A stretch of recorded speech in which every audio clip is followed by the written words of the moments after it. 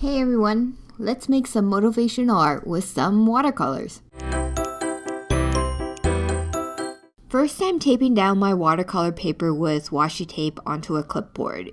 You can use whatever tape you have on hand that won't rip the paper. I have a lot of washi tape and I'm just trying to use it up. I am taping down the watercolor paper to try and prevent the paper from warping when it's dried. I want my watercolor art to have a saying on it, so I chose "Shoot for the Stars." I thought it would go well with my galaxy background, so I'm using Daniel Smith masking fluid, and I'm using my brush to give it a mix, and then painting on the masking fluid with a small brush.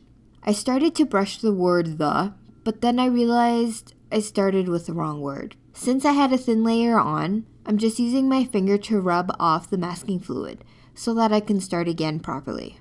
Now, starting with the proper word first, I'm using the small brush since I'm working with a small size of watercolor paper. First, I'm starting in the center of my paper.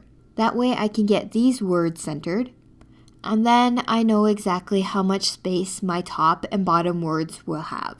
I am painting on a thick layer, but I don't think you really need that much. To be honest, I'm not a fan of this masking fluid. Hence why I'm trying to use it up. I bought this masking fluid because it came with some applicators and I thought it would be able to mask with a fine tip, but I find that the masking fluid has chunks in it and would clog the tips, so you don't get a constant flow. But it does serve its purpose of masking the paint. I do want to let you know that this does stain the paper a little bit, and it does have a little bit of a smell to it. Not a strong smell. You can also add more stylish fonts or brush strokes. Jazz it up a little bit more than what I have. Now that all the masking fluid is laid down, let it dry. I waited about 10 minutes for it to fully dry. Then you are ready to start painting. I am using the wet on wet technique today.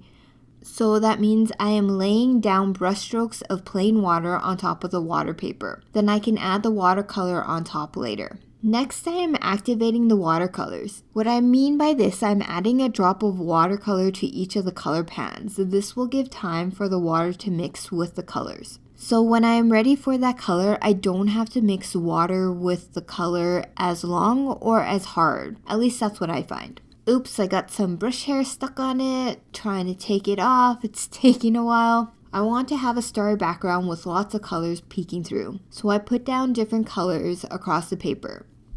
I don't care if the colors mix for the most part, but with the yellow and purple, I'm a little bit more careful that they don't bleed too much, since they are complementary colors and could mix to make the color brown. When I was happy with the way that it looked, I let it dry. I let it dry for about 30 minutes, or you can use the heat gun, like I'm doing here.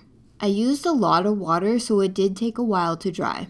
Once it is dried, I am adding black watercolor next, but I think it would have been easier to add the black on the colors when they were still wet. It would have helped all the colors to mix together and avoid harsh color lines. I had to use a lot more water to get the black to move. I started off with more black on the edges to give it a frame, and then I'm using water on the left-hand side to move the paint around more. I needed a lot more water for this. Use a paper towel to dab away some of the water if it gathers too much in one area, or if you think there's too much black covering the color in the background. And then again, I'm going in with my heat tool to make the drying process go faster. I really like the galaxy background, but it was missing some stars. I took this cheap dollar store white acrylic paint. On the side, I put a few drops of paint down. And then I'm using some clean water, adding drops of water by bringing over the brush full of water. Then I'm taking this ratty old brush that I had and I'm making some test flicks on the side